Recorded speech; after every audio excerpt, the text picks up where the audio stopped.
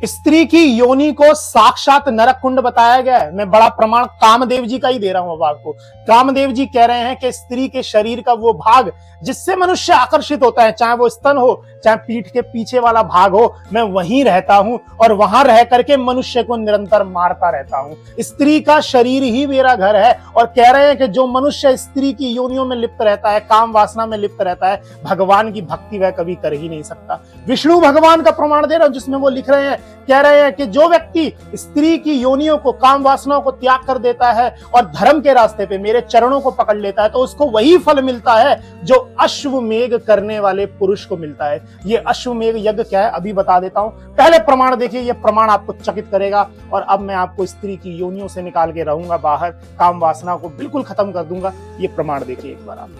कामदेव जी कह रहे हैं, ये क्या कह रहे हैं कि मैं खुद कामायनियों के अंगों में सर्वदा निवास करता हूं। अंतिम पंक्ति आपको चकित करेगी, ढंग से सुनना जरा। ललाट पर, स्तनों पर, आंखों में, बालों के अग्रभाग पर, नाभि पर, कमर में, पीठ पर, जांग में, योनि मंडल, होठ में, दांत के भागों में, उनकी कक्षाओं में निवास करता हूं। इसमें कोई संशय नहीं है। इस प्रकार मैं उनके अंग प्रत्यंग सब स्थान पर निवास करता हूं। योनि तो मेरा घर है। कामदेव जी कह रहे हैं जो चीजें आपको अट्रैक्ट करती हैं महिलाएं की, हर जगह कामदेव है। वो कह रहे हैं, क्या कह रहे हैं कि मैं वहां सर्वदा निवास करता हूं, वहीं रहते हुए सभी पुरुषों को मारता रहता हूं। इसमें कोई संशय नहीं। ये सब पुरुष मरने वाले हैं, मर रहे हैं। कैसे मर रहे हैं नीचे लिखा हुआ है। क्यों? क्योंकि स्त्री और उसमें अशक्त रहने वाले पुरुष कभी भी दोनों भगवान की, विष्णु की भक्ति कर ही नहीं सकते। मतलब ईश्वर की भक्ति तो आप कभी कर ही नहीं पाओगे अगर आप योनियों में, अगर आप स्त्री में पड़े रहोगे। और फिर होगा क्या, ये लिखा हुआ है। देखिए, सबसे पहले पहली लाइन लिखी हुई है कि जो स्त्री की योनि है उसको साक्षात नरक कुंड कहा गया है, जिसमें मनुष्य पकता रहता है, हमेशा पकता रहता है। वो नरक कुंड है।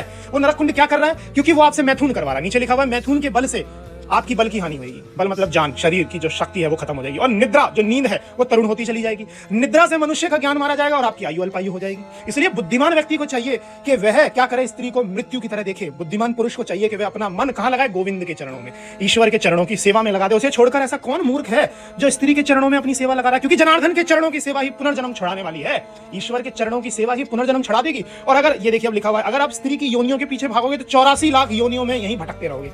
आप पुनरपि मरणम पुनरपि जन्म योनियों को चाटते रहोगे। फिर होगा क्या? और नीचे एक और चीज लिखा हुआ है, अगर आप स्त्री संग का परित्याग कर देते हो तो आपको वही फायदा मिलेगा जो अश्वमेध यज्ञ करने वाले को फायदा मिलता है। माँ लक्ष्मी, माँ गौरी, माँ सरस्वती की कृपा आपके ऊपर हो जाएगी। इसीलिए तो कृपा रुकी हुई है, क्योंकि योनियों में पड़े हुए हो आप अभी। और लिखा हुआ है, जो धर्मस्थ लोग होते हैं, ईश्वर के जो भक्त होते हैं, वो जो नारी संग है ना, उनके लिए सबसे बड़ा असत्संग है।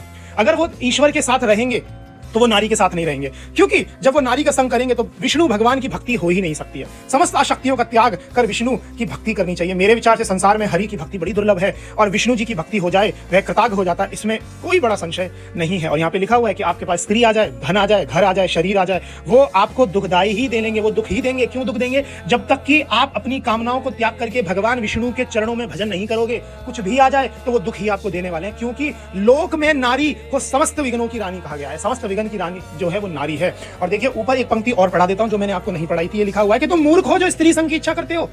स्त्री पुरुष को बांधने के लिए श्रृंखला के समान कही गई। श्रृंखला मतलब चेन। लोहे से बंधा हुआ पुरुष तो छूट सकता है, परंतु स्त्री से बंधा हुआ पुरुष कभी छूट ही नहीं सकता है। एक बार स्त्री के चंगुल में फंस गए तो फिर आप मृत्यु ही आपकी होगी। देख लिया आपने, स्त्री को विघ्नों की रानी बताया गया है। आप दुखी क्यों हैं? माँ सरस्वती की कृपा क्यों नहीं हो रही? माँ लक्ष्मी की कृपा क्यों नहीं हो रही? माँ सीता की कृपा क्यों नहीं हो रही? माँ गौरी की कृपा क्यों नहीं हो रही? क्योंकि आप वासना में लिप्त हैं मेरे दोस्त। वासना से बाहर निकलिए। असली सुख गोविंद के चरणों की भक्ति है। और अश्वमेध यज्ञ की बात हो रही है। अश्वमेध यज्ञ साधारण नहीं है, 1 वर्ष तक चलता है।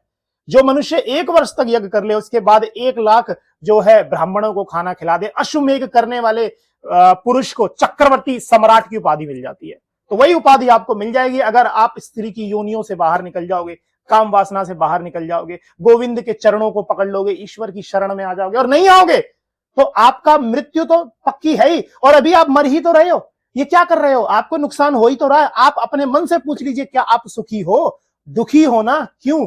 ये इच्छाएं, ये माया, ये काम वासना आपको हर दिन मार रही है, हर दिन मार रही है। और ऐसे ही मरते रहोगे जब तक ईश्वर की शरण में नहीं जाओगे, जब तक ईश्वर के चरणों को नहीं पकड़ोगे।